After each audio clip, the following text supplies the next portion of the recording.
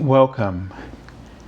This is Barry Jones from the Angel School, and we're here for our weekly angel reading for May 13th through the 19th, 2019. So let's take a deep breath and let's just take this moment to really center and to ground and to truly be open in our hearts to the messages that our higher self is channeling through us at this time. And we call upon all of your angels and your team of love and support to hold the sacred space for the optimal frequency that will allow you to penetrate the veil of illusion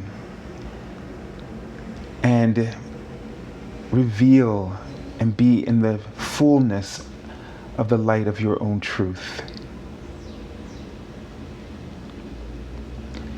And so as we tune in to this week and get a sense of the energy,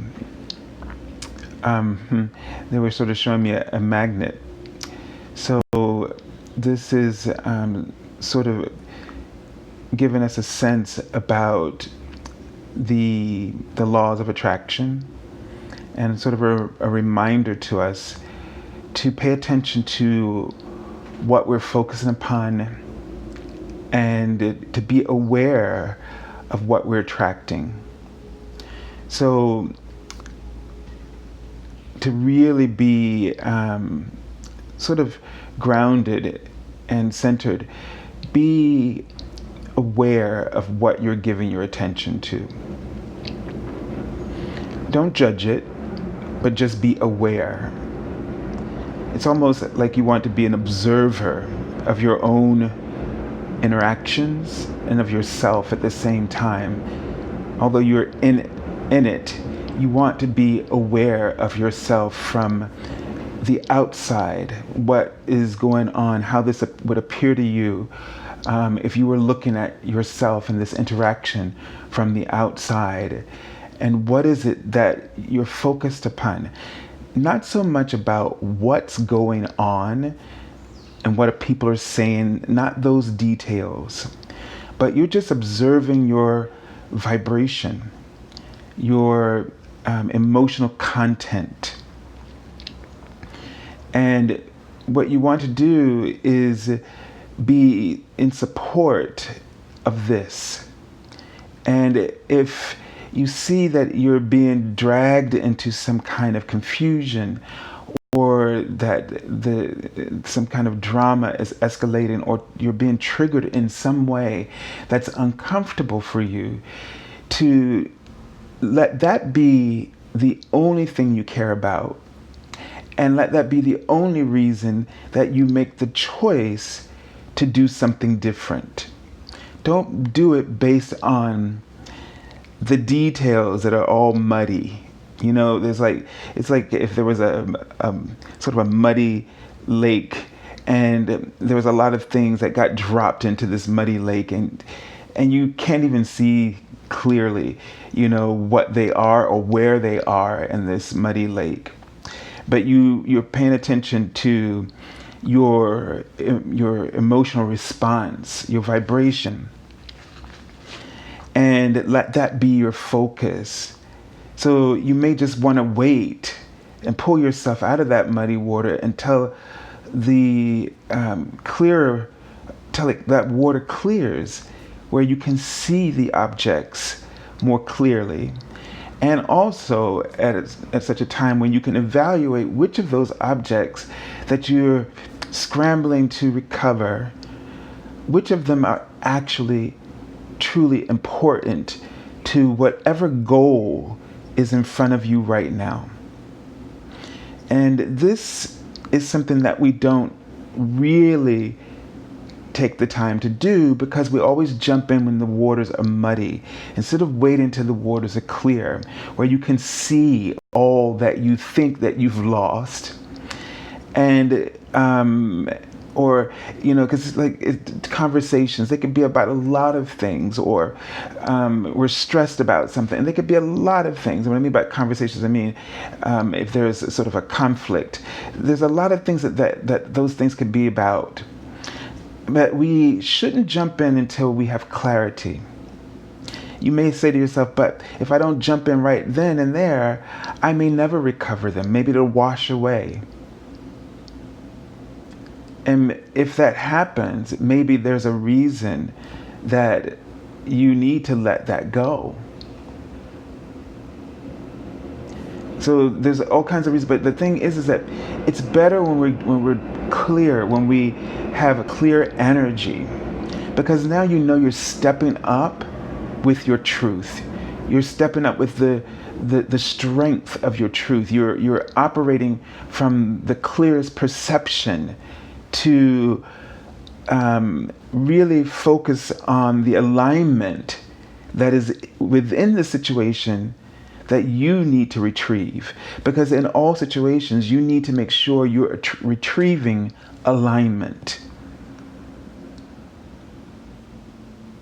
Because when you retrieve alignment, when you're clear, when you're in a clear space, you can retrieve the alignment. And not only that, but they keep writing the word light. So you are acting on behalf of your own spiritual light, which means you have an opportunity to not only see the truth, but to also be enlightened.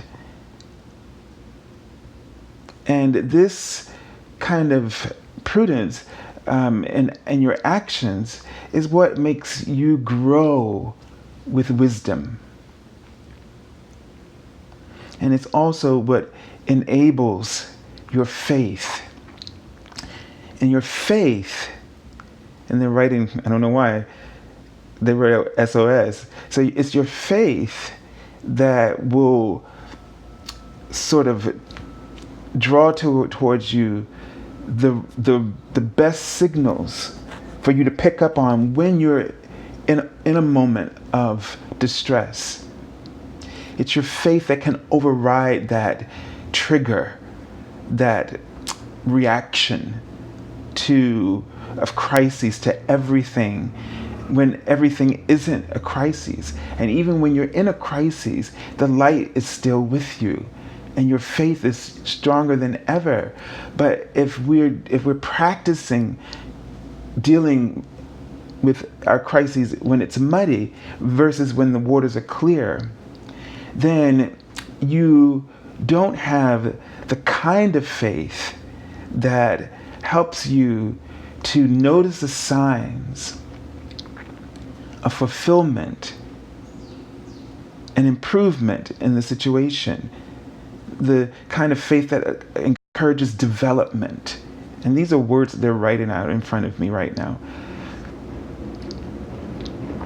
So they want you to really, they're showing me a tree, they want you to just be as connected as a tree, really rooted into the earth, this really wide trunk where things can come at you, but they can't just knock you down.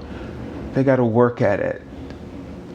And if you don't throw yourself in to situations that are muddy, and rather when they're clear, you fortify the strength of your connection rather than weaken it. Because when you're acting in the muddy waters, you're weakening it.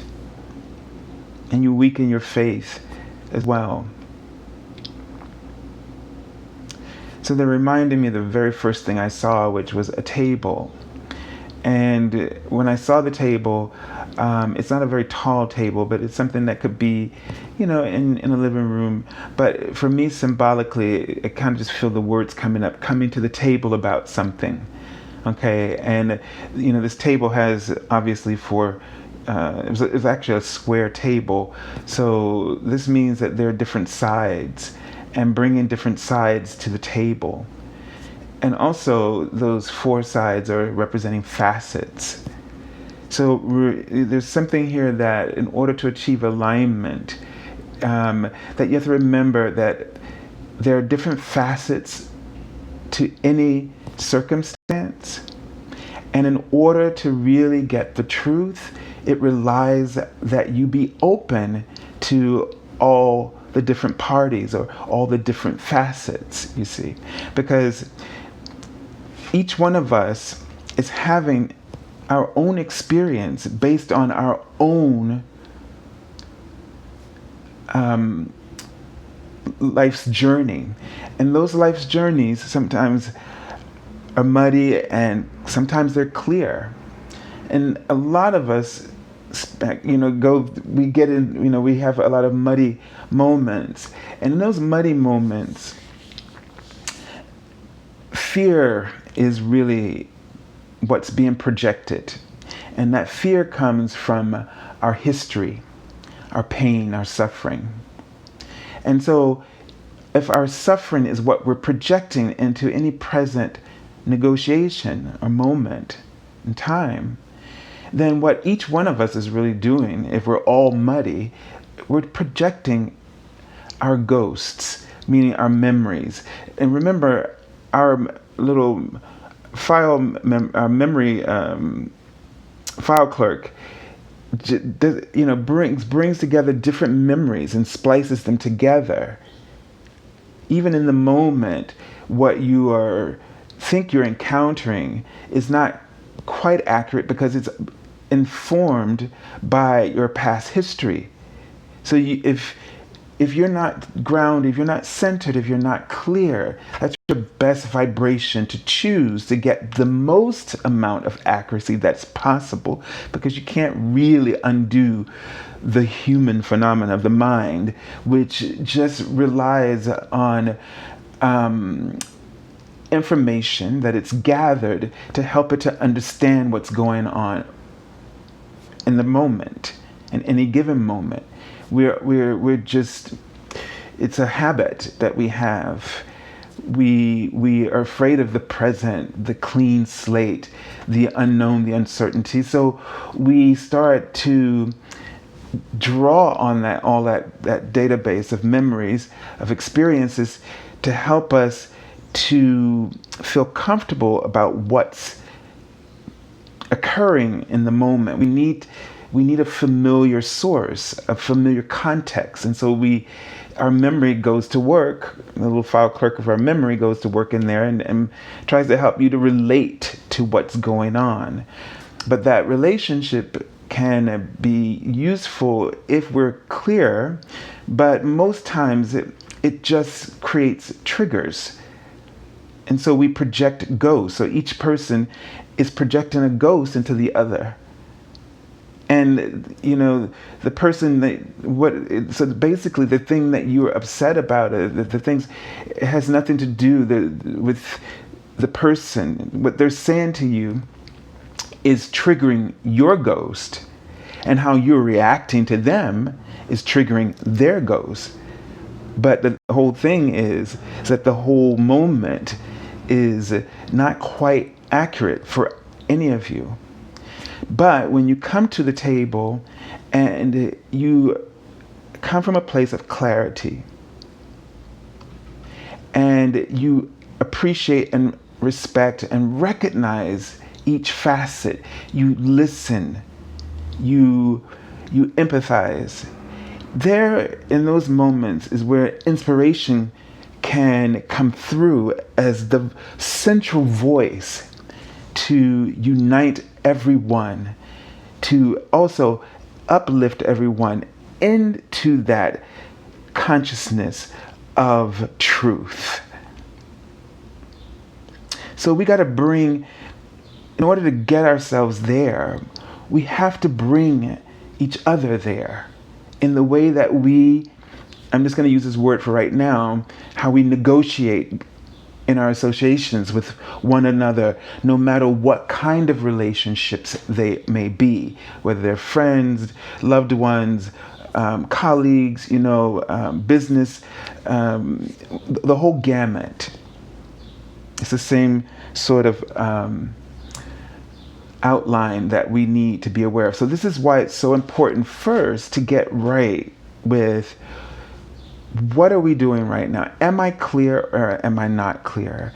And that is to say, am I just emotionally distraught? Am I emotionally all over the place? Am I wound up? Am I feeling negative emotions?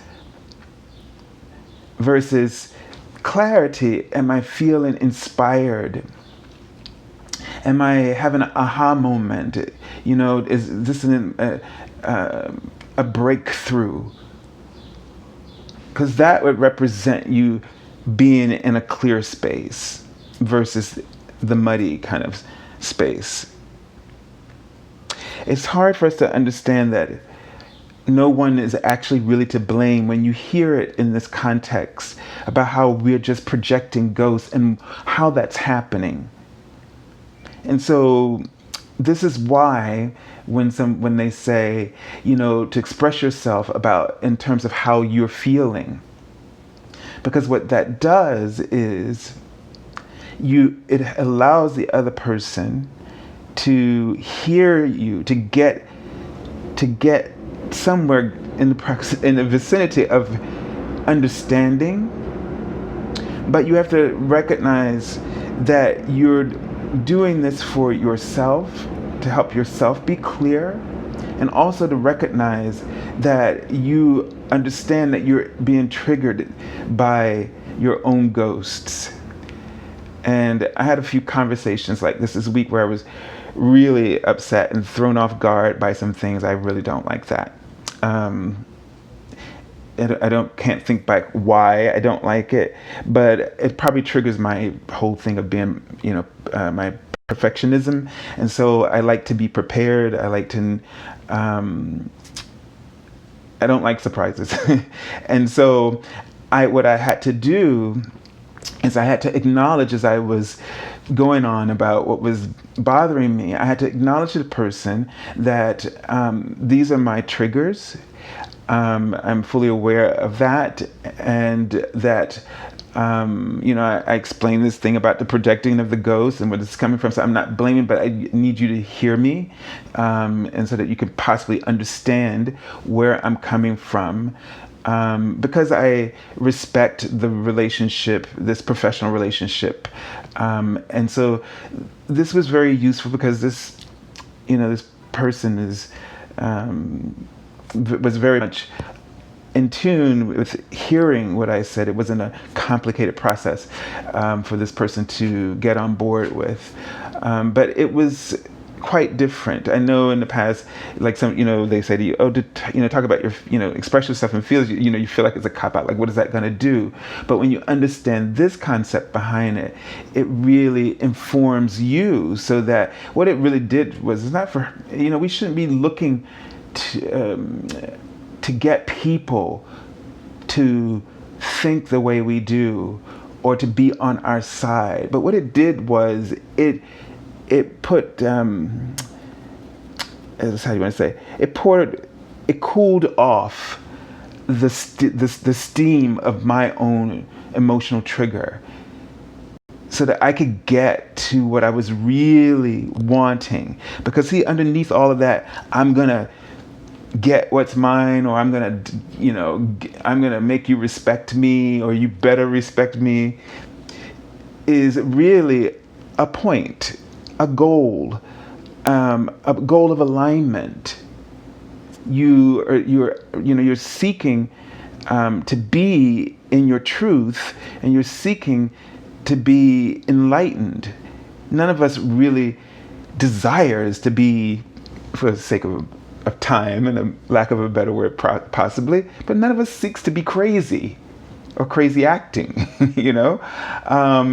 and so we need to find a way to cool ourselves down, to put some ice on those triggers, so that they stop running us.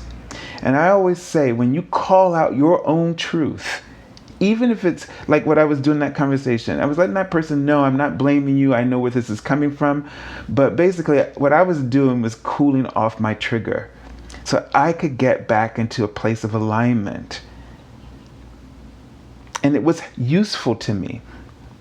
So in one way, saying how I felt, instead of just saying that, blaming this person and putting it in that sort of context, you, what this did was it allowed me to hear how I'm feeling, but also so that I could be aware, start listening to what that goal of truth was inside of me. What was the alignment that I was truly seeking? But when I'm just like letting that all go and blaming everybody and just taking it out on the world and yelling at my ghost, that I resent for maybe not being whatever I could have been in those moments in the past, and the way I thought things happened that probably didn't precisely happen that way. And the only way to really understand what really happened is to be able to sit down to the table and be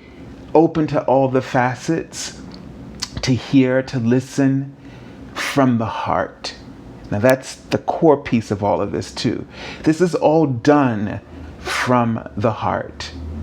And this is what it means to be in that clear place, which now when you, in that clear place, your alignment, the law of attraction is going to respond to that signal. And that signal is going to bring healing, solutions, and opportunities versus the other. All right, let's take a look at the card from the Archangel Oracle deck. And this is great because Archangel Metatron really helps us with our focus. And this is the card prioritize. So think of priorities. Okay? So things can, and I had this experience. There were some things I forgot, that I caught me off guard, because when you're not looking for something, you don't see it. And this is something that, this is something about how our mind works. So it's focused on its agenda. And so that's when we're not observing and seeking alignment, then your ego agenda is going to be different, and so you're going to miss something. So it was an email I received. I have a performance coming up next weekend on the 18th and 19th, and I didn't see that I was to be singing my solo piece from the performance we did earlier in the year, because I thought this was a concert for the teachers that that teach the method that I've been working with, and I thought I was just invited to in this quartet, but I didn't see it was right there in the email that they were asking us also to do our pieces, but I just didn't think it was for me. And it's that idea, because I made an assumption about what this particular concert was about, that I was not looking for an opportunity, a personal opportunity for myself in that concert. So I didn't see it.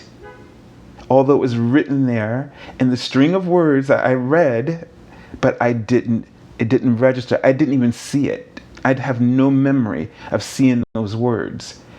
And so this is what we have to understand about our mind. And the thing we have to understand about the triggers in our past and the past itself and our memories.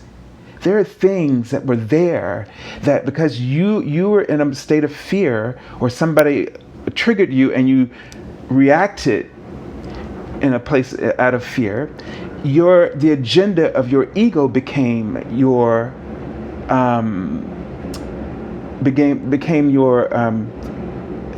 it set your goal, it set your priorities in the relationship of whatever was going on. And there are things that you did not see that were opportunities, that were positive things, that were good things, that were options, because you were focused on your ego's wound, the pain. And that just completely clouded your ability to observe all the facets. You weren't at the table of your own soul. That table not only represents others that we bring to the table, but you are multifaceted. And so your soul comes, there are different aspects of you that can be a witness. And when the ego takes over, only one agenda, only one perspective. That's what it means by limiting beliefs, limitation. So only one facet is turned on, all the other facets are turned off. And that's a lot of information. That's 75% information that's not being retrieved and put to use for a proper assessment. Okay, so what I had to do was I had to just calm the craziness. Yes, I kind of crawled into a fetal position for a day because some other things went wrong. But then I went back to my routine of, meditating, pulling the daily cards and writing. And then, boom, I felt clear-minded again. And then I remembered some of the writings that were kind of like talking to me this week as well. And, to focus on the details, like from the Fridays, the Knight of Pentacles, that kind of thing. And so this is what we have to do when we have to really in this week. So don't let things distract you. Don't let any trigger trip you and cause you to fall over, feel embarrassed, to feel like you're just not capable or you have lost control. Find what's important in the moment, because there's going to be a lot of details racing through your mind. Focus on one at a time. Listen to your heart. Which one gives you a sense of peace? Which one calms? Which a priority calms the chaos raging inside of you? Focus on it. Trust. And you'll feel better, because accomplishment, doing, action, accomplishment makes us feel better. It raises our frequency and helps us to realign with clarity. Okay, so let's take a look. And so you feel free to call on Archangel Metatron to help you discover what needs to be the priority in the moment. Okay, so the Eight of Wands, and what I'm really feeling about this card in this message, I didn't realize the cards were a little too low. So the sense I'm getting when I looked at that card is things just moving really quickly. You may have a lot of things that you are, and what I like about this, because we can't really tell, but it looks like in this card, her deck is going towards the sun. So, the sun is about energy, about success and goals. And so you may have deadlines or things that are a lot of things that you have to do in this week, that you just have a lot more things happening, sort of things popping off at once. And so here, Archangel Metatron is reminding you to focus. Focus on one at a time. Don't think about all of them at the same time, because that'll make you really crazy. It'll make you feel like you don't know what to go for first. It's like you got all these wands and like they're all in the air. They're launched, and so when they land, you've got to be ready to catch them all when they land. And when you're thinking about them all at the same time, you think, oh God, they're gonna all fall at the same time, and I can't catch them all. And so that may mean, because the thing about this suit of wands is that by the time we move to the end, this guy has not learned to delegate. He takes all the responsibilities on himself, and so this is where things are going. In the 9, there's a defensiveness, and so you want to be open to your team of support. Okay, you make a priority.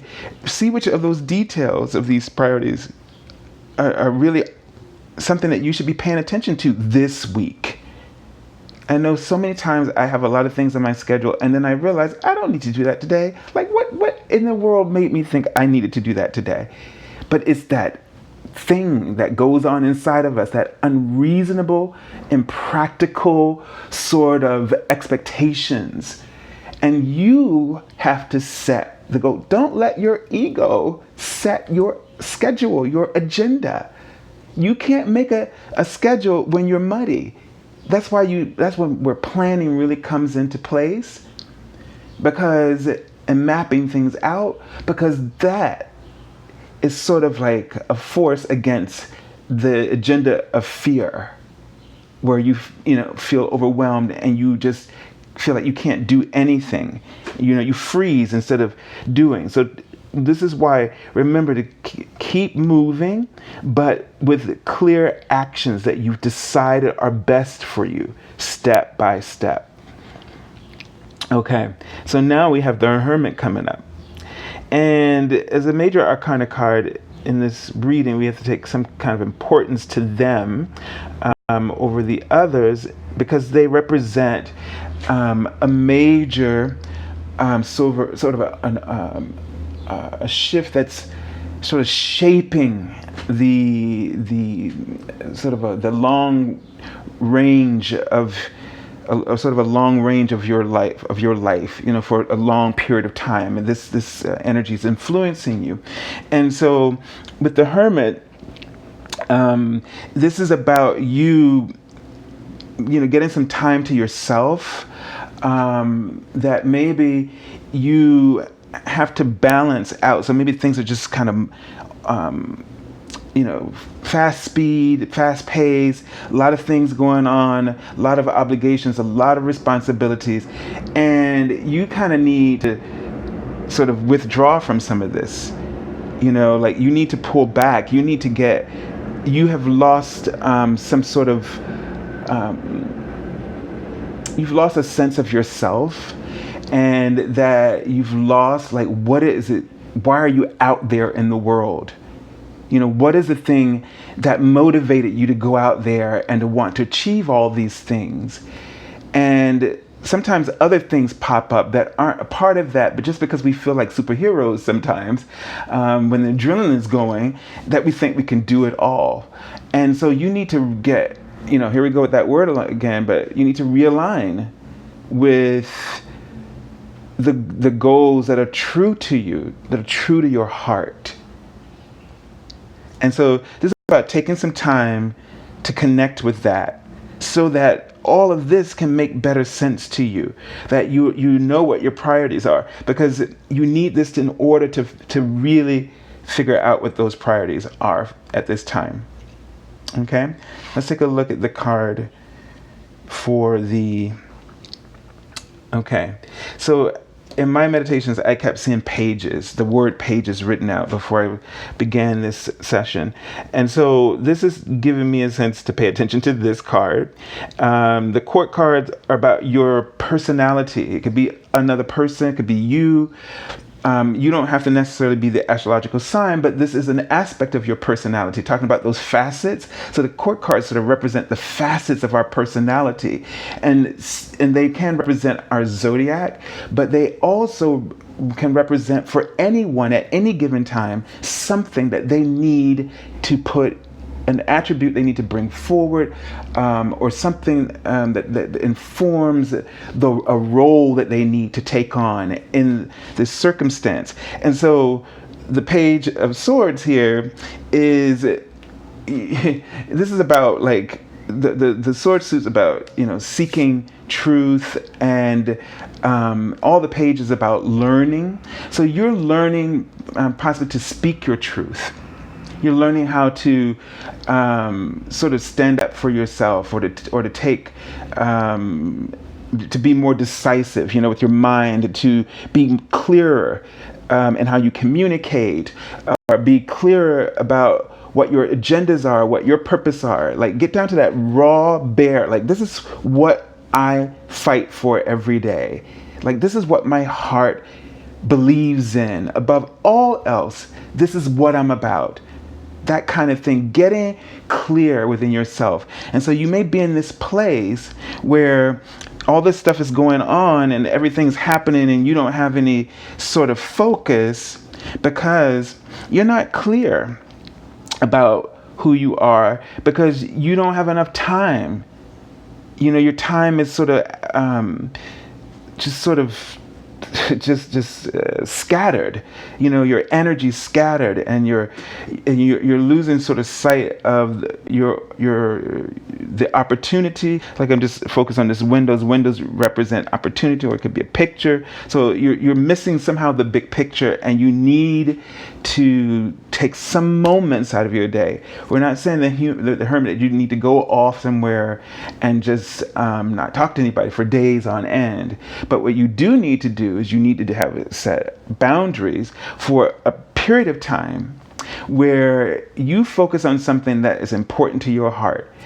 And if your soul is telling you right now you need quiet time, then you need to steal it from some time in your day. You tell, this is my lunchtime, or I'm going to do this, I'm going to go off by myself.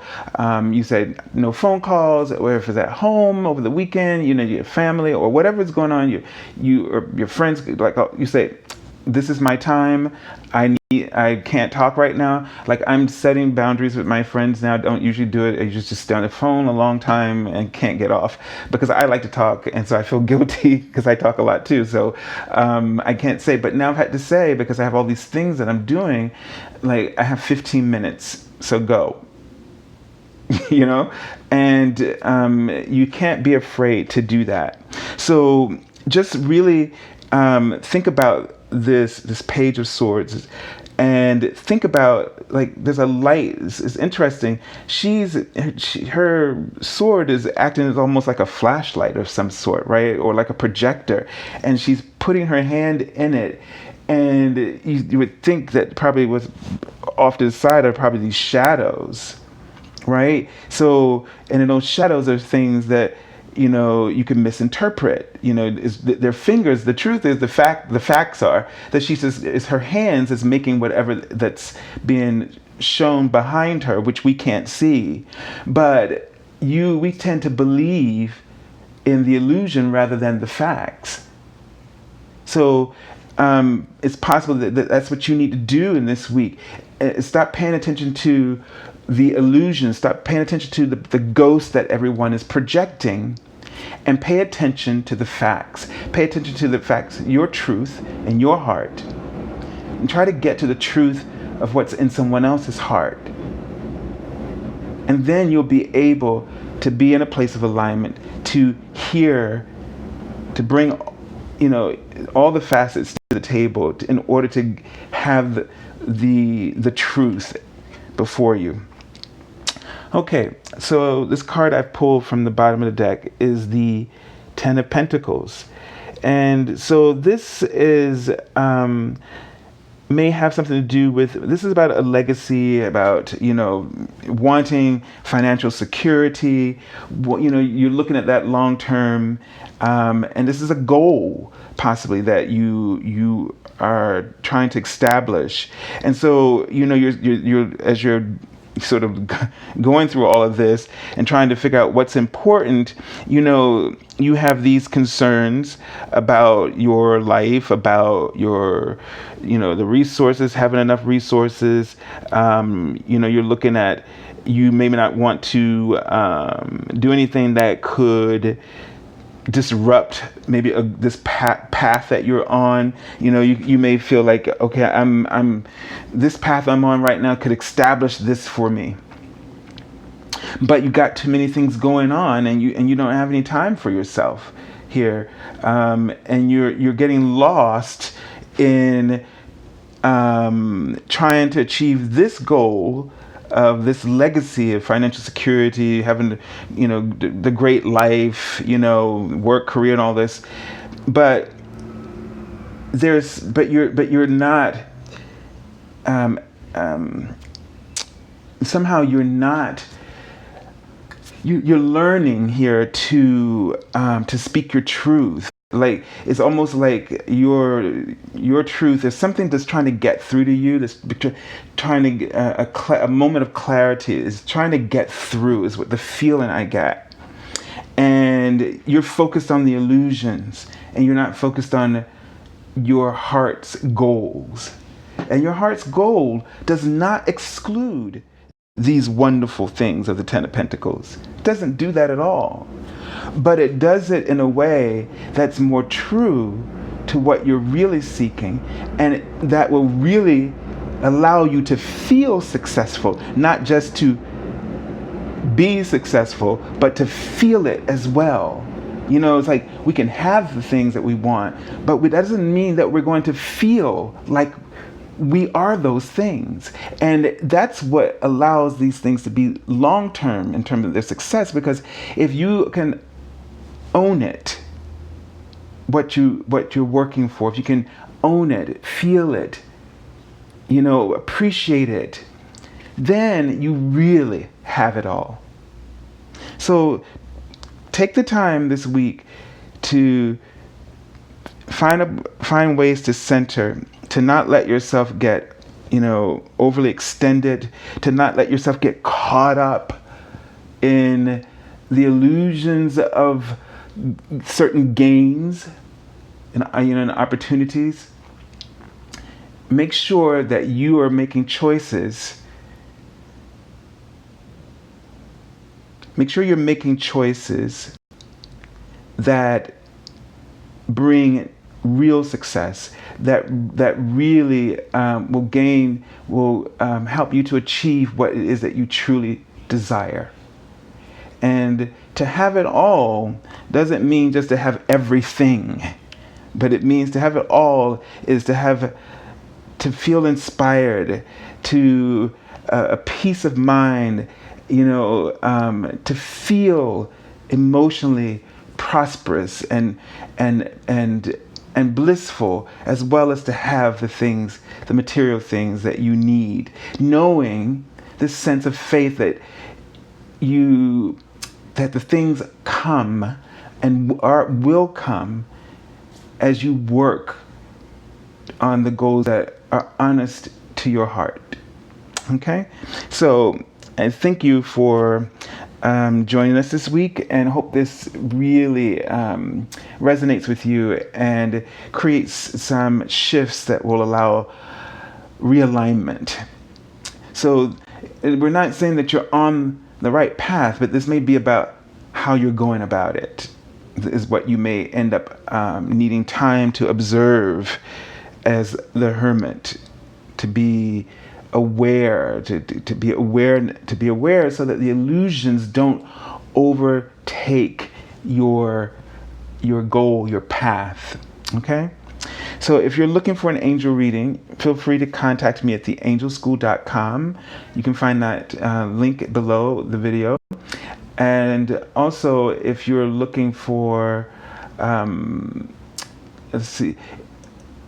if you haven't gone to the daily card messages, I really, really strongly advise you to do that. So you can find that link below. Do the writings Monday through Friday. And you can also catch them through Twitter as well. So everyone, have a blessed week, and God bless you all.